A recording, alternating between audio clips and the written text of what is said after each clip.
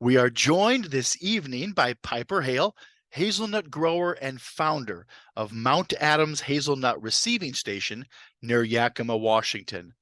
Piper, thank you for sharing your experiences with us tonight.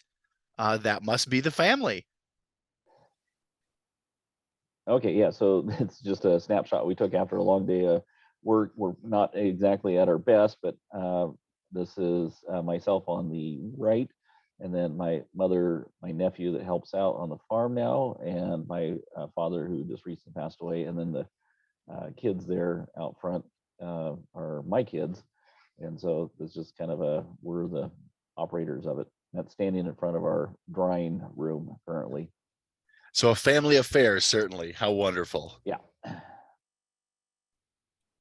Piper, there's a lot of neighbors that I have that think I'm absolutely crazy for growing hazelnuts because I'm in the land of corn and soybeans.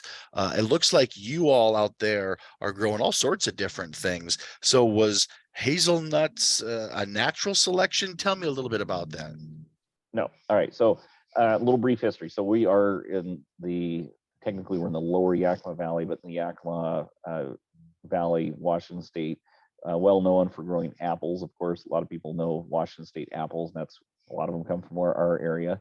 We're also known for hops. We grow some of the best and most hops anywhere else in the world. So we grow almost a large variety of crops, a lot of vegetable crops, juice grapes, wine grapes. It's a great region for growing wine grapes. Um, Hazelnuts was not considered one of it. We're technically like USDA cold hardiness 5. And so, we could see some pretty cold temperatures. And so when asked, when we were kind of early on checking into this, it was one gentleman, his name was Jim Canaday, that he was doing a lot of traveling to California and Oregon and saw these hazelnuts and the things were taking off. And he thought this would be something we should try here. And so he, had a test row. And then when he met me, I had a lot of experience with just the history of different hazelnut trees around the whole valley. And we found some that were 50, 60, 70 years, 80-year-old trees, just really old stuff. So we knew they can grow here, but we didn't know how well they would produce here. And so we kind of jumped into it and started planting trees and started with acreage, and more people have more acreage. And here we are today. So it's been about 11 or 12 years since that kind of all started. This orchard you're looking at right now in the picture, it's a Yamhill variety, and that's our family orchard right there. It's only about 10 acres of this one, and it's on this will be 7th leaf, so it's this will be the 7th season that we pick coming up for it. Something to note is what it is important, I guess, we'd stress, and we are far from getting all the answers figured out. But when people said we couldn't grow them here, it was too cold, and we can. We're showing that we're actually getting some decent. We're not expecting to get the same yields per acre per se, but we're going higher density, and that's another thing they all laughed at us about. It's like, you can't do that, and we're kind of doing it. So we're doing, grape harvester. They didn't think that was possible. We're doing that too. But so we're not trying to get maybe as high yields, but we're trying to do it with no input. So we can grow things here organically, really easy. We don't have, because oh, I forgot to mention that we're effectively a desert. Everything we grow, we have to water. So, which is really an important point to make, because we do not get any of the blight that is wiping everything out on Oregon, the eastern filbert blight. There's a few bugs that we don't get, some other pathogens. So currently, right now, we spray for nothing. And not to say that we won't get bugs and filbert worm and things like that later on, but there's certain things we're not seeing it, and we don't really think we're going to see it. And so that's why we're angling towards that organic part. But what we are finding that it's pretty, I think it's going to be important, is trying to get, for us and some of the free guys to consider too, is the whole, when do things pollinate? And there's certain varieties of nuts that are meant to be later in the year for harvest versus earlier. And all the new varieties that they're growing or developing between OSU or Rutgers or whoever's developing this stuff, they're actually trying to get stuff to harvest earlier in the season to beat the fall rains. because it gets so muddy they can't harvest in the fall. Well, we're the exact opposite. We don't care. We don't get the fall rains. We can be completely dry. So we actually want one that's later. And so we're doing some research into trying to find some of these older varieties that they don't like anymore, and maybe trying to develop some of that, because then that takes us out of the early frost window, and it makes it more, I think we're going to find that they're more frost hardy, because so far this last year we did lose a little bit to frost, but it's so we're still trying to work through that. But that when they're ready to harvest and when they're coming into bloom are some real critical things that I think need to be looked at a little bit further. Yeah, we've actually and we're still experimenting with it. We're actually doing some artificial pollination, and so we're doing that currently. We're actually putting, there's one individual here that's actually putting quite a bit of effort into that, and pollen harvest and all sorts of things dealing with pollination. But I think the critical component that needs to go along with that is that just certain varieties will develop and elongate their catkins and push flowers earlier than other varieties. Ennis, for example, is going to be later in the blooming, but early and also later in the harvest. It's an older variety. Yamhill typically will be earlier. So it's more susceptible to frost, which is why last year we got a little bit nipped on it. So Okay. there's something to that. I think that's not all varieties are created equal. You mentioned earlier, Piper, planting densities. Give me a feel for what sort of densities you're talking about there. Okay, so this orchard that you have on the screen right now, that is, so how we arrived at that is Yamhill we already knew was a small tree. OSU developed that tree to be blight resistant. Turns out it's moderately blight resistant. I think it still can get it. But anyway, it's a small tree. They say maximum height in that tree is like 8 feet. And so when we did it, we were in the middle of taking out some Concord juice grapes, and we use the same exact row spacing for that, so that we're 10 feet apart for where the tractors grow, the row width, and then we space the trees 8 feet down the line. So every 8 feet on the row, there's a tree.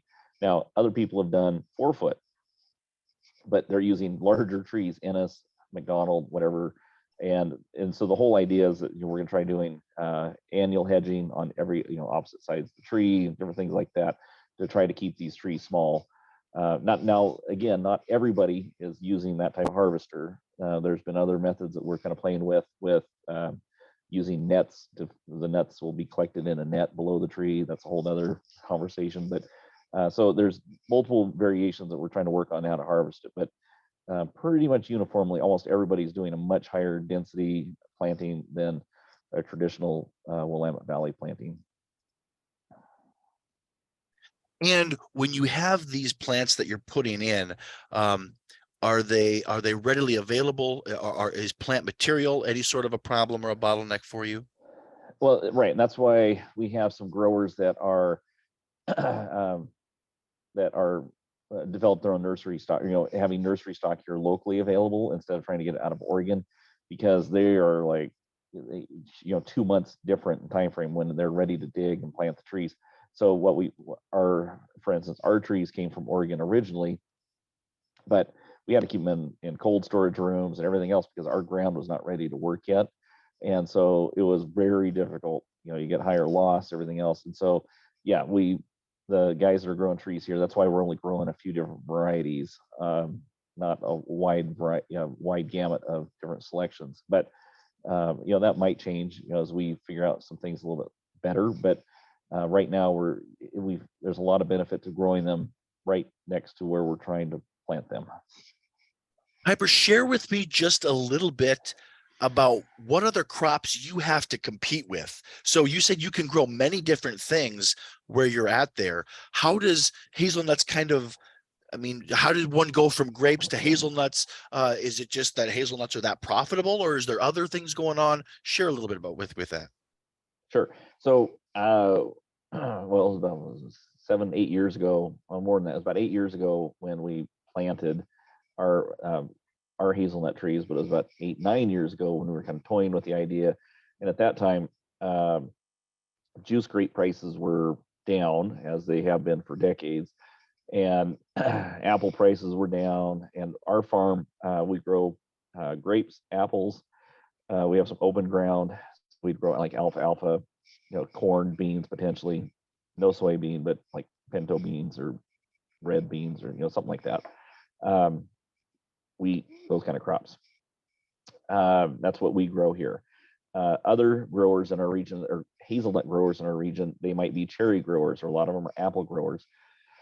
And what there's actually a lot of people don't realize in like the Willamette area, for instance, and perhaps you guys as well, like apples are a super labor intensive crop. It takes labor for pruning. You have to have crews go through in the spring for pruning, and then after that you have to have crews go through for thinning, thinning the apples out, all parts of the year. And then you got big crews come in for harvest, lots of labor. And so, as we all know, with things that are going on, labor's a big issue. I don't care what crop it is. If the more labor you have in a crop, the worse it is. So for us, that was what we were trying to find, something that wasn't real labor intense, and for us, something that we could potentially. That's why I gravitated towards this whole idea of the mechanical grape harvester, is we can use our existing equipment. That's why we made the leap into it. Other people are making the leap because they want something that's not apples. Quite frankly, they're apples. It can be very volatile. You might put a variety in that's a big winner one year, and then 2 years, 3 years later, you have to take a bulldozer and pull them out again. And it's very common for that to go on here. So hazelnuts, as far as input required, it would be very similar if you are from if you have any growers that are growing any kind of juice grape. It very low input. The pesticides, the fertilizers, or the lack thereof, I should say, is very similar to what we use for juice grapes. It's nowhere near the intensity of apples. Apples, then on top of the labor issue, then you're consistently spraying, dormant oils and thinning agents and all sorts of fungicides and insecticides and all sorts of different things if you're going, it's nearly impossible to go organic. Some guys do organic, but most apples grown around here are all conventional, and the inputs are just through the roof. So hazelnuts, for us and everyone that's kind of glommed onto this idea to see if it's going to work, is looking for something that they can maybe do it with a father son, or one or two people, and a limited amount of equipment. And so we're seeing a lot of people doing 2, 3, 4, 5 acres at a time, just because they have 5 acres they don't know what to do with, and they don't want to have to put in something that takes a lot of maintenance.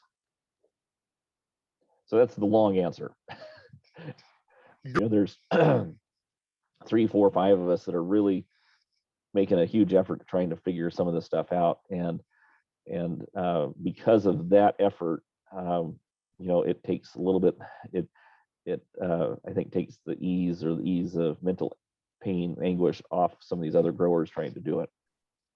You on that theme. So how is it set up? How does a grower get access to information? Is there a growers group, either formal or informal? Is it really you and just a handful of individuals? Tell me about that. Yeah. So we developed, it's an Eastern Washington Hazelnut Association. No, we do not have a website yet. But we developed this organization to basically, our whole thing is to gain knowledge and be able to have the resources to educate other growers and try to develop this industry from nothing. And it's actually working, because not to sound a little bitter about it, but it wasn't even until this year that we're even getting any university to even acknowledge our existence. I've had more support from the Michigan group personally, or contact wise at least, than I can get from Washington State University, which is my alma mater. And when I've reached out to them to say, hey, we're trying to, we could use some help developing some of this, or looking into research for this, because there's no data, there's no research for what we're doing in our area. And the response we get back is, well, you guys aren't large enough. There's not enough money there's not enough, crop. There's not enough. It's just like you're too small. So we've been trying to develop this whole industry in our area, and I think this coming spring there's going to be over 1,000 acres going in the ground. So we'll be over 1,000 acres total, and every year it's a couple hundred more or whatever. It's growing kind of fast, and we're developing that, and we're trying to get that information out to growers and figure out some of these alternatives without the resource, without that resource. And so it's been a group effort, but doing that, developing this organization, we've been able to put on pretty regular annual tours for the last 4 or 5 years, summer tours, and then winter meetings. And and I think we're getting good information putting out to people, and anything we learn, we try to pass that on to everybody. And so, for those risks we mentioned, we're trying to minimize those risks as much as possible, or at least educate people about what those risks are, and so they realize what they're getting into. So operationally, tell me a little bit about how you go about growing. So you mentioned that you're putting hazelnuts into former grape rows. You have trees that aren't getting more than 8 foot tall. Is that kind of a threshold for the grape harvester? How do you handle those bigger trees? Can the harvester handle that volume of mass? Fill me in there a little bit. So yeah, our harvester is developed sometime around the time of Moses, so it's not very well adapted to the larger tree. We are the only ones growing Yamhill currently, and we have about 20 acres of. Everyone else is growing like Ennis or McDonald, Sacagawea. And there's a few other people that are using like cherry harvesters, or which is basically a large grape harvester.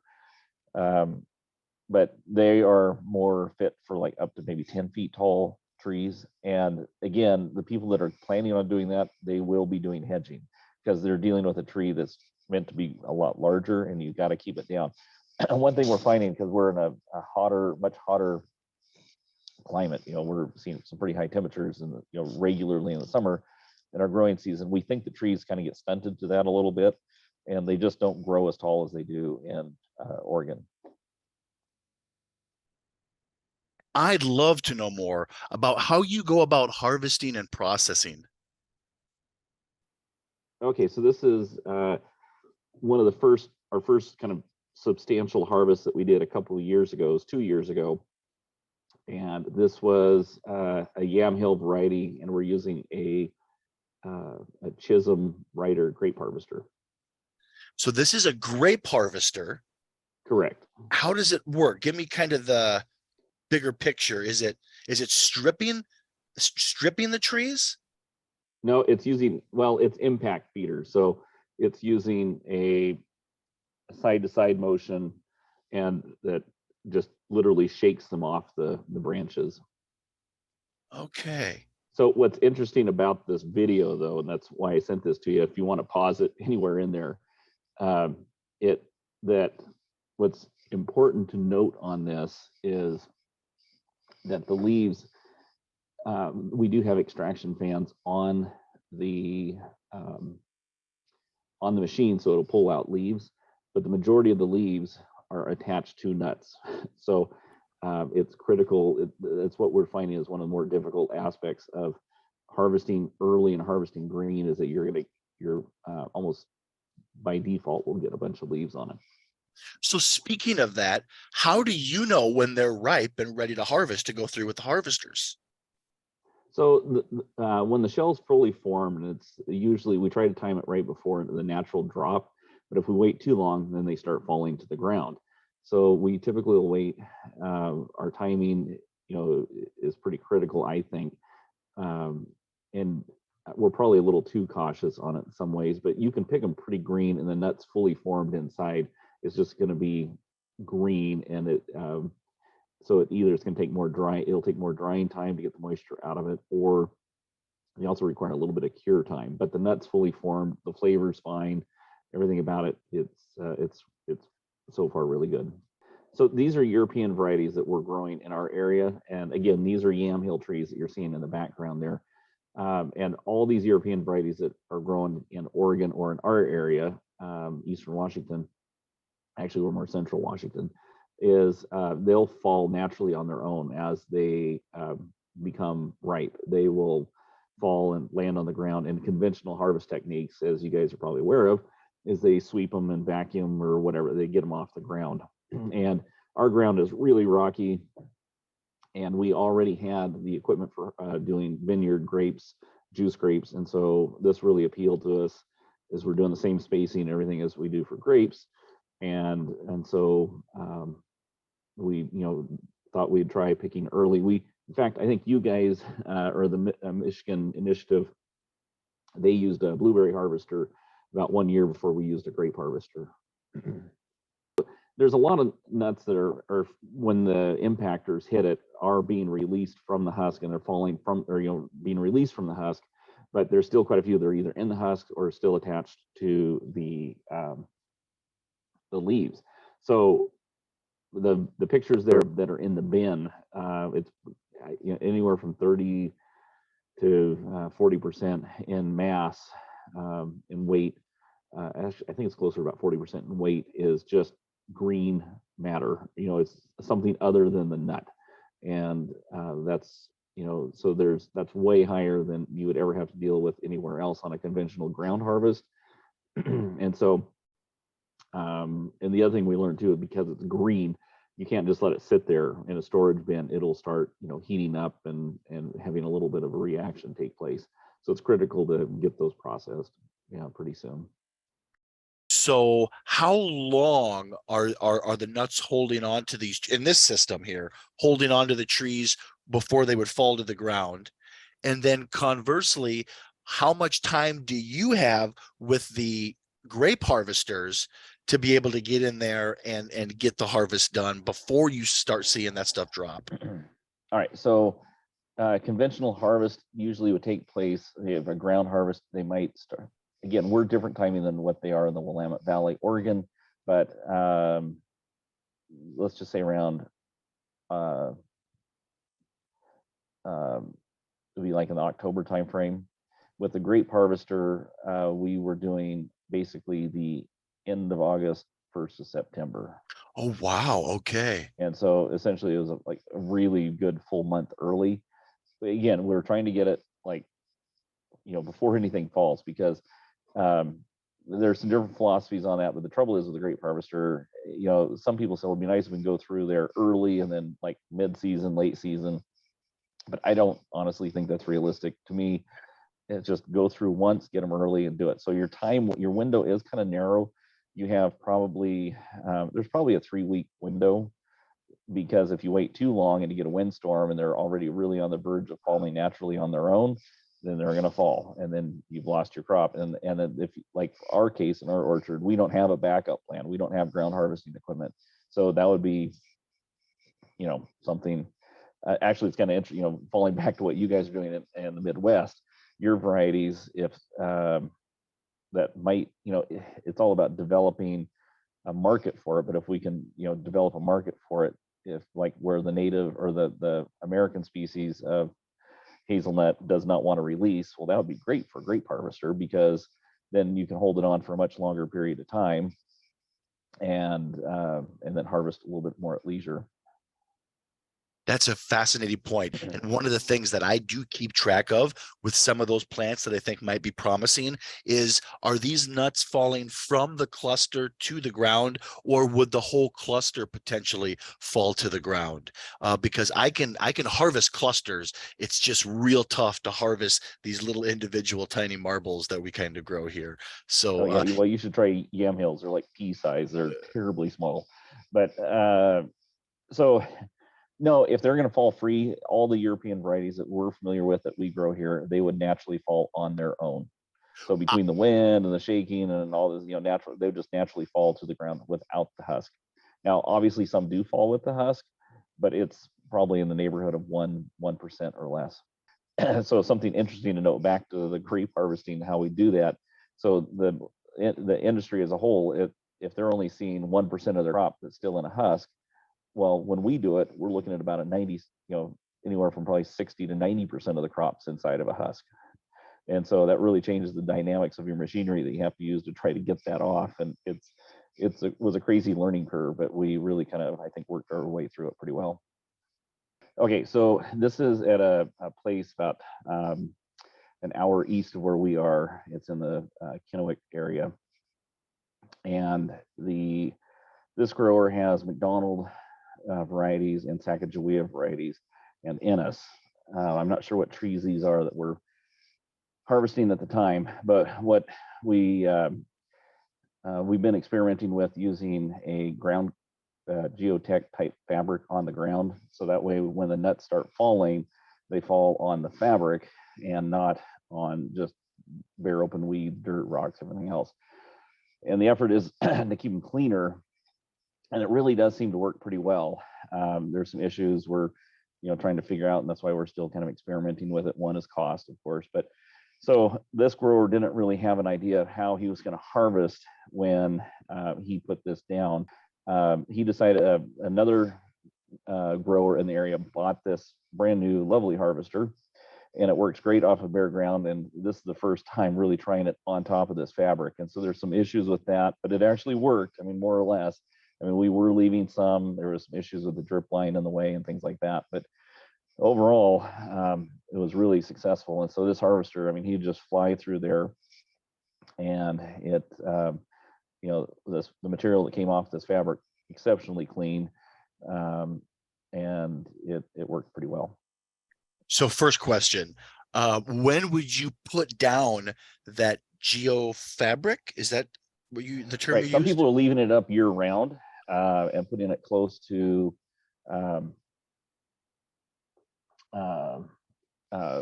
or putting it down, in this like spring, basically leaving it around year round. And then there's some other people that just put it down, like say a month or 2 months before harvest. But like I said, not everybody is doing that technique. But for the people that have it, I mean, it seems to work pretty well. There's a few growers that are using like a vacuum style harvester, and that the fabric with that really works very well, because you can just use leaf blowers and vacuums and pick it up right off the tarp. Is this fabric material durable? I mean, I see that the machine's driving over it, so obviously it has a certain level of durability to it.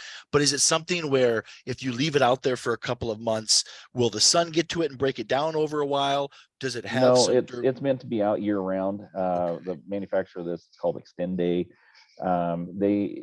So one of the other things we're really trying to do is optimize light in the orchard, because it's, to me, we are trying to grow light, not nuts necessarily. We can, if we get the lights in the tree or lights in the grow, that would be the best, right?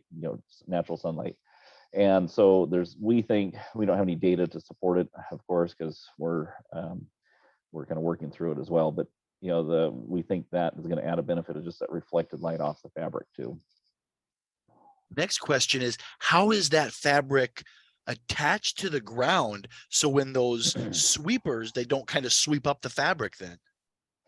So I don't know. I can't remember exactly how this one is. If he's attaching it to a wire, some people have a wire down the middle, and then we're clipping it to the wire. Other people are using stakes or staples and putting it on the edges. This guy here is attaching it to a wire in the middle. And again, this unit is a unit that would be used on bare ground, and you're really looking to just optimize it by including that geofabric to reduce sticks and dirt. And yeah, he harvested off of bare ground as well. This one video is just off the tarp. Sure. And I mean, it was far from 100% effective, but it proved that it's potentially possible. What would be the takeaway from this? The learning part is the fabric needs to be well fastened down. There shouldn't be any drip lines, and basically just a smooth floor of that fabric would be really advantageous, I think. So then even removing rocks and stuff like that would poke holes, or that would abrade that. Correct. Okay. And that, so the people that leave it year round, they actually have weeds grow underneath it, because it kind of lets light through. It's not a weed barrier fabric like what you might be used to seeing it, in the landscape industry. But it, because it's white, things will grow underneath of it. So there's some cons to that too, right? If you're getting, it's like walking on a pillow all the time. The other issue that we have not seen, but may be of an issue, we're assuming it could be an issue, is rodents and things like that going on underneath the fabric. But the overall principle of nuts falling on fabric, not on dirty ground for food safety reasons, coming down the line in the future, we see really good benefits to this. Piper, here in the Midwest, we have to husk our nuts. We're collecting them from the plant like you are there with harvesters, or picking them by hand. And then we have to do this husking process. What's it like for y'all?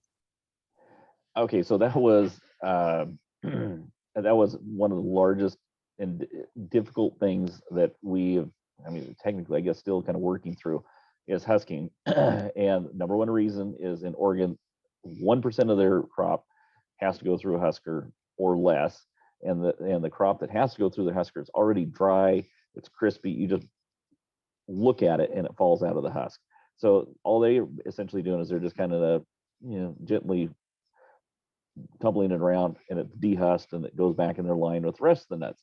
Well, what we found instantly is we have leaves, we have sticks, and for the green side of it, for green harvesting. And in order to get those off without scratching them, we had to first off get rid of the leaves, get rid of the sticks, and then that are all connective tissue, that's still living tissue that's on this nut. And the husk is just like glued on with like Elmer's glue. It's just really difficult to get off. And so we developed a machine, or like a thrashing type machine, that is will strip that stuff off, and enough. What we'll do is we'll dry it down, have like a precondition it, and then we'll dry it down partially, and then we'll run it through again for a final time, and then we're golden at that point. But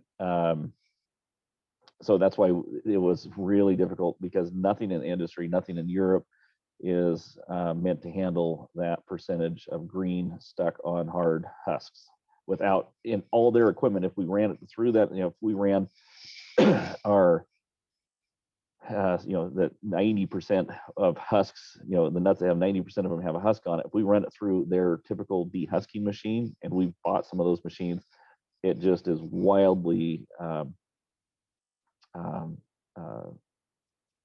violent to the shell. And so if you're trying to do an in-shell marketing to that nut, it doesn't work. It's just, it really damages the shell. So kernel market, that's fine. Kernel, obviously you can just destroy it and they don't care. But for in-shell market, we're trying to keep everybody happy on it, and was really a difficult thing to overcome. If you had to estimate or guess how much of the crop would go towards in-shell versus some sort of a processing just to get to the kernel, what would you say? Well, right now for us, because the one farm, Washington Hazelnuts, is that company. They are primarily dealing with kernels only, and they don't have any in-shell market. They're just starting to get in a little bit more of the in-shell market. I don't know what the percentages are, nationwide, or what it is in Oregon or anything like that. I mean, for us personally, what we're seeing, what we're running through our receiving station, we're probably like less than 1% right now is in-shell. Of course, COVID with China, that really changed all that too. So, I mean, there's going to be weird stuff on the horizon with all of this, but I just think it's important that we maintain it. For us, we had to maintain the viability of in-shell, because we have some small time farmers that only have a couple acres, and they're doing everything they're selling is going to a farmer's market, or they're doing some really boutique type packaging. And so they need a really nice product. And so we're trying to cater to that as well, and just keep options open. I mean, the whole, our goal is to try to be able to kind of help everybody out here on this. All right, so that picture there is, those are Ennis nuts. And right now, Ennis variety is an older variety, and it's primarily used for export or in-shell marketing. So that is the one on the right versus the one on the left. Is the one on the left, we sent it through a husker that's kind of more on the conventional. Like I said, they're only Willamette, Oregon area, maybe less than 1% of their nuts actually have to go through a dehusking machine. And when I send ours through that machine, it basically uses wire brushes and scrubs those right off of that. And it makes that nut basically unsellable for the in-shell kernel market. And so we had to develop proprietary machinery just to not scratch it. And because we have a few growers that really want to try to maintain that in-shell look. And if we're going to go green, we had to make some stuff that we can run a large volume through and not scratch them. And so it's something to be mindful of if you're going for an in-shell market. Tell me about Mount Adams Hazelnuts, the name of your receiving station, and how all that came together. Purchasing from a grower, a farmer in the Willamette area, a very old but had some life in it receiving station. So all the components, the trommel screens and things like that. And we moved it here, got everything going, and what we found is the first bin that we dumped into the receiving hopper, it wouldn't even go into the hopper because there's so much green mass, it just stuck there. And so that was like a huge wake-up call. Huge wake-up call that we knew we needed to do something for the following year. So every year on the receiving station, we just kind of had to find a problem, figure out how to overcome it. And Oregon's going through that right now. In fact, I would say they're not really adapting to it very fast, because there's the percentage of growers that are looking at doing grape harvesters right now is extremely small in the Willamette region. So they the few receiving stations I know that have even taken a tree over the tree harvested material, they are still using conventional methods of trying to do it, and it's a choke point. It's really difficult to handle. So from the beginning, we just knew that we needed this whole separate line for it. And so what we did is I basically added another 50%, expanded onto our traditional receiving station just for green harvesting, just to handle the green material. And then if there's someone that's been harvested off the ground, we put that in the conventional side. Piper, take me through the receiving process. Okay, so this is actually the end of the line of our wash line. So the idea is we dump hazelnuts in it, and this was from this year. Excuse me. And so everything we ran this year was ground harvested, not tree harvested this year. So I just took this real quick video. This is basically what's coming off of the last process, which is a derocking tank. And that's the clean finished product right there. Variety, I'm not sure what it is. And then these other trommels are either rinse trommels, wash trommels, and then we're headed back over to kind of this is our input tank where everything gets put in. And then so this over here is where we're trying to separate sticks and rocks and everything else. And coming back and around, this is the sticks and rocks and trash and blanks. We also take a lot of the blank nuts out. So like you might see some hazelnuts in that bin, but they're all blanks.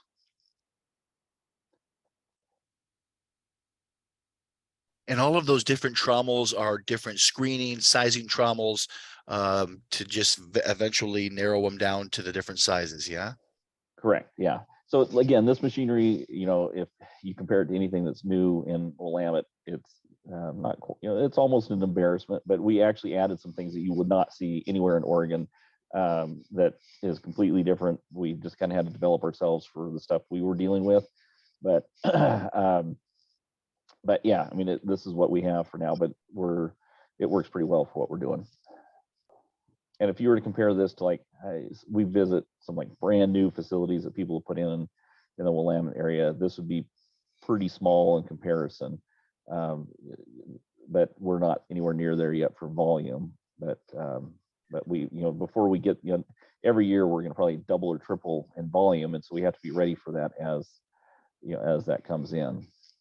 Give me a sense of the size and scale of what you're doing now and what your projections are. So currently there's probably anywhere from 600 to 800 acres in the ground. And now, will we see all of that? We're the only receiving station. That's why we put this in the first place, is to be able to offer growers kind of a local venue to handle this. Because like I said earlier, If you use a grape harvester for harvesting hazelnuts, it comes in green, and they really need to be handled quite quickly, or figure out some way to let them air dry. And so we knew we needed something here without having to, our only other options, you truck them 5 hours west to the Willamette area and try to get them dried and everything else there. Well, that's a lot of trucking. And especially if you're trucking nuts that are 40% by volume already water and leaves. So that's a bunch of weight we don't need to take down there. So that's why we put this in, and it was to manage that locally. So with say if there's 800 acres in the ground right now, not all of that's in production. I think only there might be 200 acres in production, something like that, currently. And this last year was really an off year. We had a really weird frost, but so we ran through our wash line this year a little over 50,000 pounds in clean hazelnuts. I believe it was around that point. So it's pretty small, but it's way more than what we did last year and way more than we did the year before. So the whole point is that every year we know there's going to be more coming. We know, in fact, we know what our capacity is roughly. We could probably handle 3 to 4 million pounds a year, and we're just trying to get everything perfected. So when it does show up, we're ready for it. And where would the nuts go from here? I wasn't able to find pictures of any of that, but essentially we're just using those bins right there. Those are actually old grape bins that we used to use in grape harvest. And we put ventilated bottoms in those, and then we set them on a plenum dryer. So it's basically just a long tube or a structure that we put forced air and heat into, and then we dry them down to about 8-9% moisture. And then will they just be stored in the bins for long-term storage? So from there, we don't. So we're not the quote unquote processor. We're just the mid-step handler for cleaning, drying process, right? So we, and this would kind of following what they're doing in the Willamette area. This is very traditional, the way it's handled. And so once we're done with them, we put them in super sacks, so those large tote, fabric bags. Yep. And then we send them to another grower / processor, and they do marketing and different things with them. Excuse me. So we take it to him after we're done with it. One thing to note too, and we haven't got into this is a whole separate topic of conversation, is we are actually certified organic on our line. And we're one of only maybe a couple certified organic receiving stations anywhere in the world, for that matter.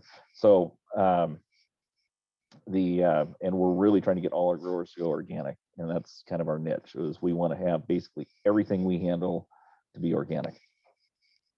You mentioned organic, and you have a lot of growers that make sense to go organic, where you're at, the way that you can grow the crop. Have you seen any sort of either premium or market demand associated with organic, that it's worth it to go to that step to produce organic and be certified? Well, first off, it's in our area, if you don't grow organic, you got a hole in your head. You just absolutely need to do it, because there's just the risk versus reward is there's just not enough risk for it. Again, the worst thing we have to overcome is suckering. So if you can get over the suckering issue, there's absolutely no reason whatsoever to not go organic.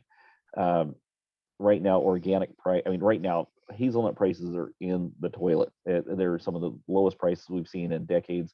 And I'm not even one that follows it that much, but right now, I know out of Oregon, like Ennis, I think it's like 43 cents or something like that a pound. I mean, it's like for the farmer at the farm gate. Yeah.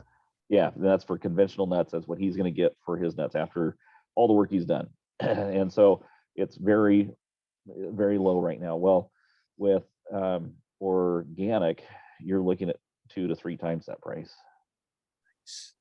Well, actually more than that. I mean, it's like, I think $1.60 to $1.80, something like that. Okay, nice. I'm sure I'm off on it, but it's in that dollar something, $1.60, $1.80 price range for sure. Yep.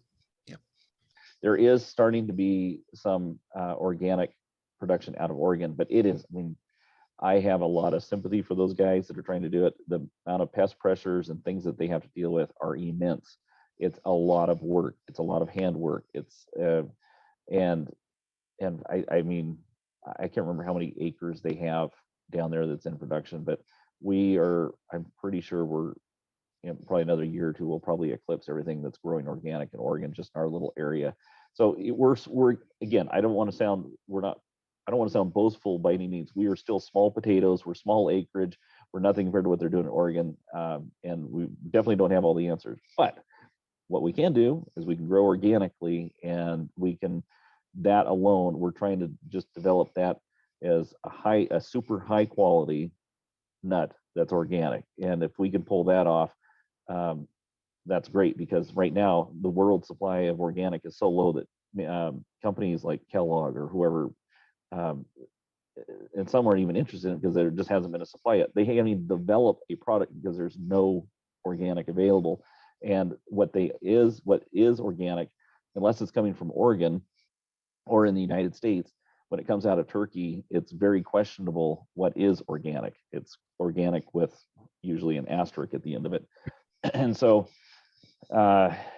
if we can develop that here, then that will hopefully, and we get enough tonnage available, then that will give possibly some of these larger buyers enough in the supply chain to look at developing organic product. Tell me about some of the greatest challenges that you faced. Okay, so let's just start with the growing and the propagation of them. So the challenge is what we're seeing with growing them is probably suckers is the greatest challenge, and trying to figure out how to manage suckers. We've done everything from manual pruning them out with loppers to flaming to some other sorts of mechanical whips and things like that, trying to get them out. Suckering is probably the worst in our area, what we're fighting against. In order to stay organic and not use a lot of harsh chemicals to do it, suckers is probably the number one issue that we're dealing with. Pest, disease, there's no pressure on that at the moment.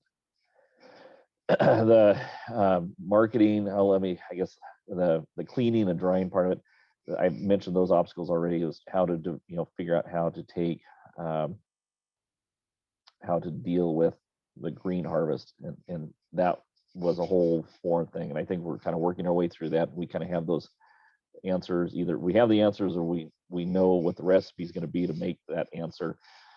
And so the last part of it would be the marketing. The marketing aspect of it right now is because we're trying to do organic, is to get enough of them. We can't, and I'm not the authority in this matter. There's another individual that kind of handles this, but they have buyers, they want product, but we have to be able to get them enough product. Shifting gears just a little bit now, are any growers grazing animals in their hazelnuts? Interesting. I'm all for it. I think that would, I haven't tried it yet, but I think sheep potentially would be a great additive, or whatever you want, a component to the orchard to get suckers. I think it would be great. I've also thought chickens would be another one to get bugs, like in our apple orchards. But here's the thing: global gap and all this food safety stuff, you're not allowed to do it, which is ridiculous. That's a whole other topic. But I think animals are great. I think it would be a benefit to the orchard. I think because they're, with hazelnuts, they're up in the tree, they're safe, they're not going to be anywhere near a sheep. We're, especially if we're using a grape picker to pick them, they're never coming in contact with the soil or any stuff there. So I think, that's one green light advantage to us with the over the tree concept. But yeah, I think there's something to be said for that. There has been some the people that do the marketing, the Washington hazelnut side, they are that family, they grow blueberries, and he's been experimenting putting hazelnut trees in blueberry rows. And I think that might be genius. I don't know how, what the current status of that is, but if you could use a machine to come in and harvest blueberries, and then that would be earlier in the year, and then come back later in the year when the blueberries are all done and you can harvest the tree. I mean, that's best of both. The trees providing shade for the blueberries, and so something like that is potentially a great idea. Something for us. We do a grass cover crop down the middle. If you had technically had some sort of harvesting equipment or forage, harvest, like carrots or uh, something down the middle, you might be able to do that. Take smaller equipment. Really, we have an irrigated 10-foot row that we're currently just mowing and trying to make the best soil possible in that 10 feet. But there's definitely room for other crops for animals or something like that. The animal thing, I think you'd have to, because of food safety stuff, it would probably be your biggest hurdle that you wouldn't allow you to do that. So how soon after planting can you expect nuts? Usually year 4, there's something to kind of point and look, hey, we got some nuts. Maybe we actually harvested ours in year 4, but it was not worth harvesting, I'll say. And then year 5 and year 6 were where usually things are in better production. Got it. Some of these varieties, Yamhill, Ennis, how long lived are they? Are you looking at a decade, 20, 30, 40 years? You'll replace a better variety with a worse producing one? How does that work? You know, so my background is actually landscape architect and horticulture, but so I wear a few hats. But some of the trees that I've looked at in our valley were planted 100 years ago behind the barn of some homestead, or and so I know there's some old trees out there, old varieties that produce nuts. In Oregon, I know there's some farms that are 100-year-old farms. I don't know. I think some of their tree groves are potentially in that 50 plus to 100-year um, tree grows.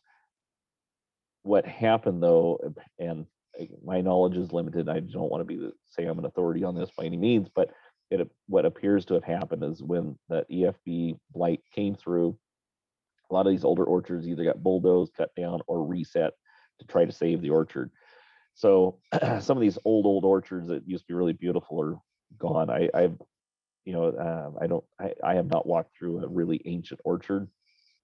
So I'll say this to answer that question. I think if your variety is doing well, everything I've seen, I think it's something that you potentially have for 50 to 100-year orchard, no problem. I mean, shoot, we have apple orchards that are 40, 50 years old, no problem here growing apples. So I would foresee which is actually not part of the norm around here, because now they all want these new varieties of root stocks and things like that.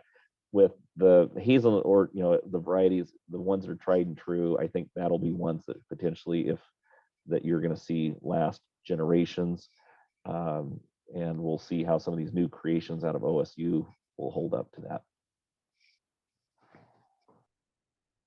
Piper, any advice for growers here in the Midwest? Variety development is going to be key. And one good thing I can see from you guys, at least it sounds like the university is really helping you, or helping your area a great deal, trying to develop, one or two. And even if it's not for in shell, that's fine. Kernel, it's all about flavor, getting a good. It's actually kind of even crazy that we're talking about flavor right now, because in years past, I think everyone kind of took that for granted, and these growers are just putting anything out in a brown shell, and it gets sold and bought, and it's a hazelnut. Well, now people are starting. I don't know if it's because of the different market influences, whatever, but now you hear rumors and whispering of, oh, flavor, yeah, that's important, and we don't want that variety over here, but we want this variety because this one tastes better. Well, that's very important, and so if you guys, in theory, were to develop some, it might be the ugliest thing you've ever seen, but it's got great flavor, and who cares on the size? That's all it takes, potentially, because the in shell market, truthfully, is kind of a very small market. Either it's a very it's a limited market. But so yeah, getting that variety. Now, the variety that you guys come up with, I guess the one thing is, if you guys been using blueberry harvesters versus what we are doing with a grape harvester, very similar. But I personally am trying to keep it to a tree shaped bush, because the catch pans on our harvester are about 18 inches off the ground. and it's very important to catch those nuts. And I know, talking to people, there's people in Oregon that do a bush style. They just let them grow natural, let the suckers come up, and they turn into a bush. And so they have trouble with trying to get those nuts to fall out of that stump of stubble. And I know you guys will too, unless there's a whole other kind of machine. Because the difference between a blueberry harvester and a grape harvester is basically a blueberry harvester is super gentle, and it's not meant to handle a lot of leaves, and it's not meant to handle a lot of big sticks, and everything's small on it. Where a grape harvester, everything's twice the size. So if you guys can get one of those or bigger, I think that would be one good step. And then if you're going to grow them in a bush, I'd probably still be looking at some way to cultivating those the bush crowns, or what do you want to call it? Try to keep those as narrow as possible so you can still blow or keep the nuts from getting entrapped into that. So one thing that I've mentioned to a number of growers is you grow the tree, or in your case bush, you grow the bush to fit the machine. And if you are going to have to be machine harvested, then you need to put effort into hedging, using mechanical trimmers and sickles or something. And it's interesting, when we started doing this 10 years ago, nobody pruned anything. And now, no, actually nobody pruned, nobody irrigated. And since then, both of those have been, oh yeah, those are both good ideas. We're finding out you get better yields with water, and you get better yields, growth rates with pruning. And so you guys will probably find those things out as well, with the pruning aspect of it, at least. So if by pruning them to get narrower hedges or keep the crowns narrower, it'll probably stimulate growth where you want it. So in our case, we prune the trees and try to get all the limbs that are growing into the row out and going along the row with the wire, for instance, so it's more linear. And the espalier comes to mind, like it's a French pruning term. Yeah. To try to train your tree to follow the shape.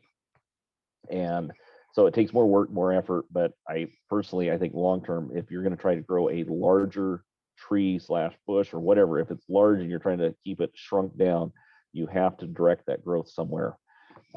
You just absolutely can't just try to keep it a midget without having that growth go somewhere else. And it's going to go in the places you don't want it if you try to keep it too small without having an avenue for it to release that extra growth. Any other advice to growers? So again, I guess what my advice would be is, first off, you're going to have what you might be battling is probably some of the same things we're battling. Is maybe, so we are not developing our own varieties, right? So we're just trying to copy paste what's been done in the past. We're taking some like Ennis, for instance. One of the reasons we gravitated towards Ennis, because it was one that they were struggling with. It was one of the major nuts that China was buying for the in-shell market. It's a beautiful, great, tasty nut, great flavor, and they can't grow it there.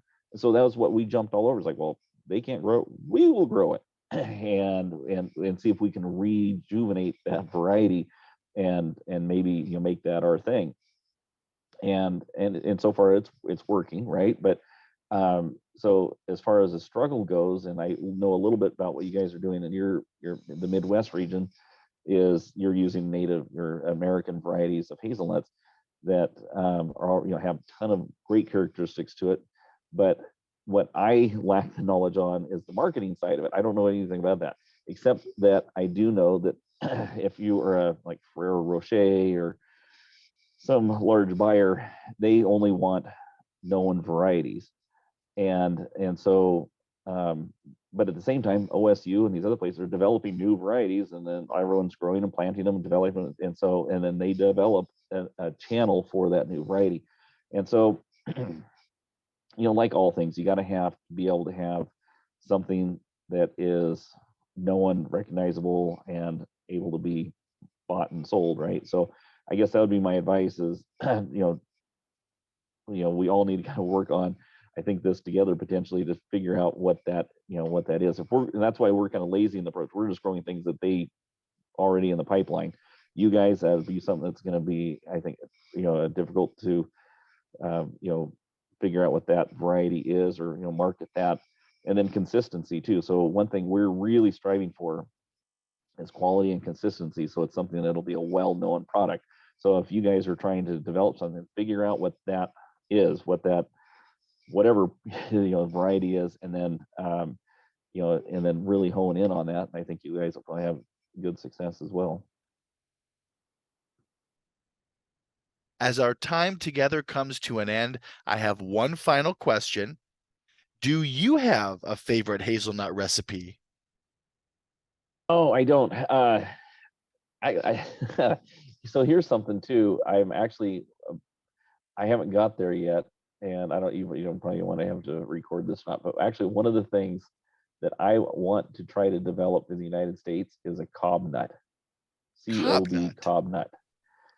Every time I tell somebody that, what the heck's a cob nut? So it's a British thing. All it is, it's a green hazelnut. They market it, they sell it right around August, or actually October is when they typically, between October and Christmas, is when they seem to be the most in demand, and they'll refrigerate them and cool them. But they're a green harvested, still in the husk hazelnut. It's usually Ennis, or they call them Kentish from a county in England. But and it's actually kind of cool. And if you've ever eaten a green hazelnut, they almost have like a cucumber type, but they're kind of a crunchy green kind of texture to it. And anyway, so cob nuts, me personally, I'm actually going to try to do a little bit of pre advertising or something like that, and see, because when we use a grape harvest to harvest it, that's what we're doing. We're picking green hazelnuts. And if I could develop a market for green hazelnuts for the new kitchen trend or something like that, then that's like, I'm all over it. So I'm going to try doing that. That's my kind of my personal thing. It would be if I can get people to start eating green hazelnuts that aren't roasted. It's a whole other thing that another flavor that they haven't tried. I think would be kind of cool. And right now it's only a British thing. So if I can get that brought here, why not? I can't thank you enough, Piper, for taking the time out of your schedule to fill us all in on how you all grow hazelnuts in Washington.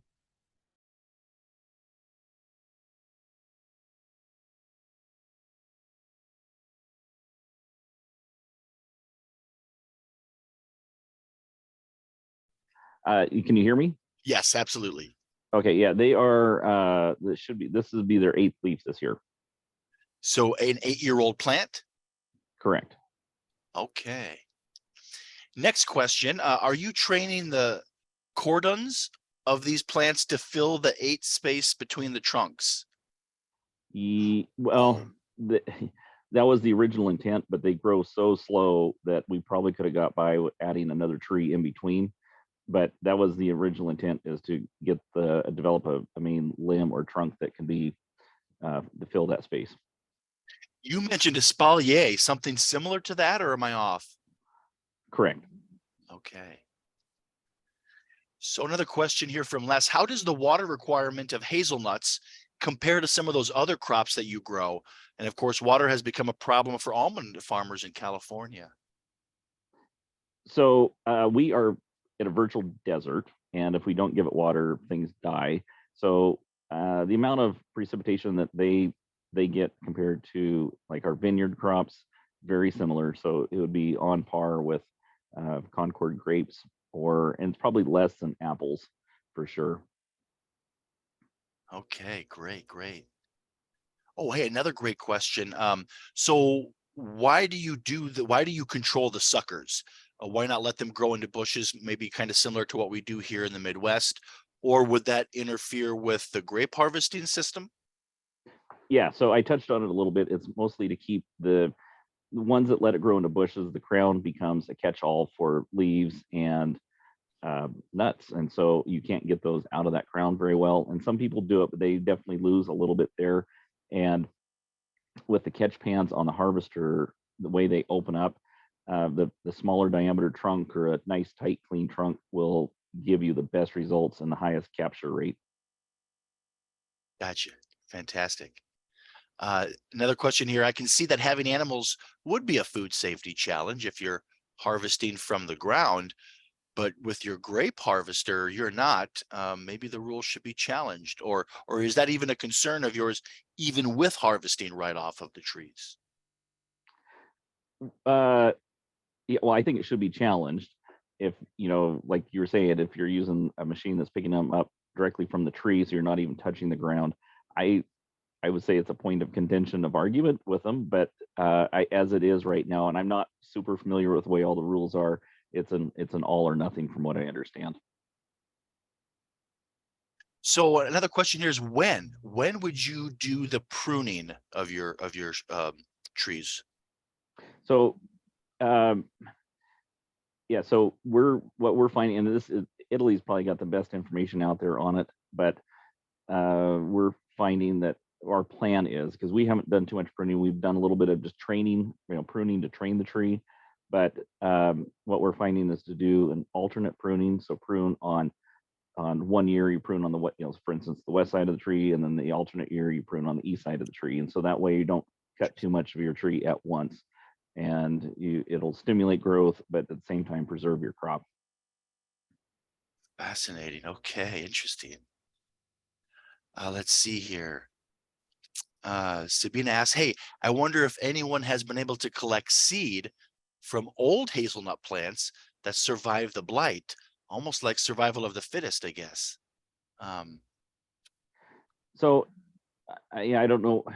I think they've worked with that. And the main reason we don't have blight here is nothing to do with the trees. It's just the climate. because it's so dry. Correct. Okay, okay. Question here: what do you do for weed control and fertility since you're organic? So there's organic compost that we've used, and for the fertility part. There's also some organic fertilizers, but we have not used those. We've just um, been pretty minimal with our nutrient addition. As far as weed control, we just do a grass in between the row and mow it, so it's mechanical. And then for next to the tree and for suckering and getting the weeds there, we use flaming, so propane burners to go through and I do a quick flame. Um, so everything we do is essentially mechanical. Gotcha. Okay.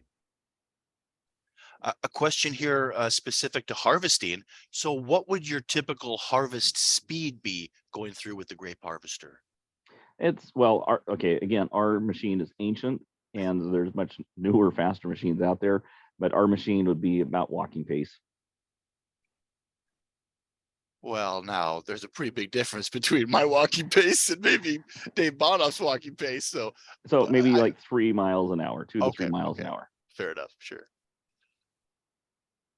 Um, is is there a Western Washington Hazelnut Association, or are there any hazelnuts grown south of Seattle? Uh, yes, I'm not familiar with them. I don't think there's very much acreage, and I don't want to speak or sound like I know what I'm talking about on what's growing over there. I do know there's some hazelnuts. I'm not aware of an association, and there's some been long time farms in the, I think, like Bellingham, Linden, Blaine area. So that would be northwest Washington State, and they've grown there. Their climate's very similar to the Willamette, Oregon Valley or climate, and so from what I understand, they also have issues with blight and some other things that Oregon has as well. Great. Another question here: has anyone been importing pollen from Oregon? Uh, there's been some efforts made to work with pollination. We're still working with that, and it's probably a little early for me to say too much about it. But it's something we're looking at and see for timing and try to encourage, to make sure we're getting optimum production. And so we are looking at that, but it's probably a little early for me to say anything about it. Sure, sure. Okay. Another question here. You mentioned challenges with buying plants from Oregon and implied that you are now getting them locally. And so, does that mean that there are local nurseries producing those plants? And if so, what methods are they using for propagation, or is it growers taking that initiative? So there's a local farmer, and they have their company is Blue Sky Hazelnuts, and uh, they grow. I can't remember how many acres they have planted in the ground, but it's the where you have a mother plant in the ground, and then you let it grow up and they reroot, and then you cut them off the ground, harvest those, and then the mother plant always stays in the ground, and then it grows back up again to repeat the cycle. So a It's a layering pretty, technique, it's a bedding, yeah, perhaps. layering beds technique, and it's kind of an old school. It's what it's been done for years. And of course, you're then getting a seedling, but a clone of that mother plant. And then Correct. are they focusing on some of those same varieties you just talked about? The Innis, the McDonald, the Yamhill. Correct. Yeah. Okay. Yeah. Ennis, Yamhill, Sacagawea, McDonald, I believe, are the ones that they're primarily growing. Okay. Great. Great. Another question on pollination. How is the pollen being spread with that artificial pollination? I'm aware of a few different techniques that they've been using, but I will say it's very similar to what, if you're familiar with any other pollinization for like apple trees or cherry trees. So they're using, vehicles that will spread it throughout the orchard. But yeah, there's nothing too terribly new in that realm, or too special for between apples or hazelnuts, from what I understand. But I know, again, very little about that. But I do know there's people that are kind of working with that within our group. Cool.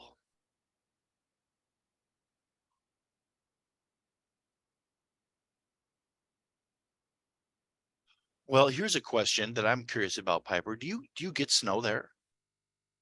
We do, yeah. So not necessarily every year, but we usually will get uh, anywhere from maybe 12 inches to 24 inches annually. Okay. And then you have the receiving station and most of that equipment sitting on a concrete pad out there. But then do you have some sort of a shed where again you're storing most of these? Or you said they go into the poly sacks, but like what's that time frame? Do they all get within a month or so from harvest sent off to the crackers, or are you sitting on stuff right now? Or Nope. Yeah. So we are not set up for doing any long-term storage. So as soon as we get it into the super sacks, within a week or two, we try to get it okay. over to the person that does the processing, and they handle it and store it from there and try to get it worked right away. As you know, right now we're not dealing with enough tonnage for that to be an issue yet, and so we do have plans. We're going to convert some grain storage into, once the product is dry, we can put it into grain storage locations. Well, I saw that some grain bins on the farm there. So you just Correct. use regular augers and all of that standard equipment to move stuff around? Not all, not there's going to have to be some. It's not a complete switch over crossover, but yeah, the idea is the same. Cool, cool. Are you growing your apples conventionally, and how does that work alongside organic hazels? So the apples aren't close to the hazelnuts, geographically speaking, and all our apples are growing non-organic, conventional. We have tried doing some organic in the past. We were not very successful with it, and that's more of an us thing than it is an organic thing. Some people are real successful at it. We just were not successful with it with the apples. So really, I don't think there's an issue. I think it's one, what we learned. It's extremely difficult to really stay on top of trying to do apples organically. Hazelnuts a lot more forgiving. Nice. I think we've hit most things. Speak up, folks, if you have a question or you'd like some more information.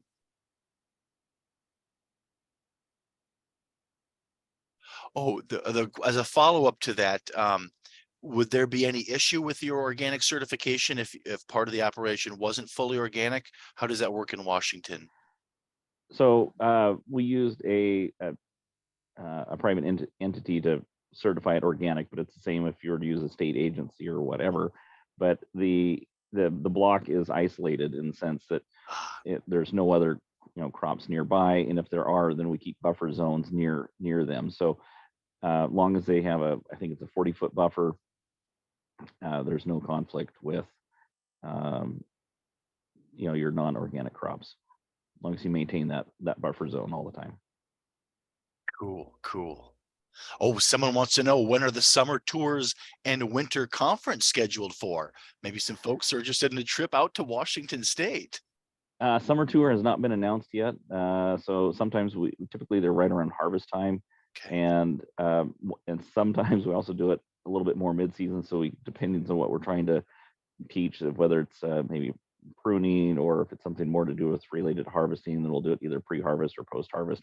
That date has not been announced yet. And winter meeting would be, that's typically for our local membership. And so the thing to attend would be for like a summer tour. People want to see what we're doing. Cool. Well, let's stay in touch. I put out the Nutty News Bulletin, and so we'll print that on the Nutty News Bulletin and get that out to folks. And maybe you'll see some Midwesterners there. Oh, sure thing. Would love to. Bright-eyed and bushy-tailed. So, oh, question here. Are you doing private label or simply feeding into the existing commodity market? So, well, let's assume it's not a personal question. So personally, no, we're just kind of, I don't really care where our nuts go at this point. But there are definitely some members, growers in our area that are doing their own private label and doing their own marketing and looking at avenues for distribution within themselves. So right now, all options are open. Okay, great. A question here on what you use for N fertilizer to be organic. You did, I don't think you said you did much fertility, but is there any stuff in particular Yeah, you we have would not use, used or? any we have not used any organic, like conventional, or I don't know, I guess a conventional fertilizer. Everything we've used has been basically cow manure compost that actually has an organic Yeah. certification. Gotcha. Oh, here's one I missed. How do you separate leaves and sticks out? And well, That's by actually, the grace that's of God. I think that's a difficult question. well, there's almost two areas there. There's the husking portion of it, right? But then there's Correct. later on with the trommels where we saw the kind of one bin with the blank nuts and the sticks and whatnot. Right. So the real short version is we thrash it, we break it down, make a huge mess, and then we separate the particles in it, and pieces. Nuts come out in one area, and all the other stuff goes out in another, separate area. Gotcha. Okay.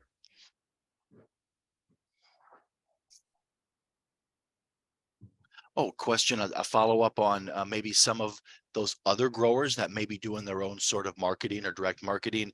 Any sort of size harvest volume that some of those private label growers are able to do.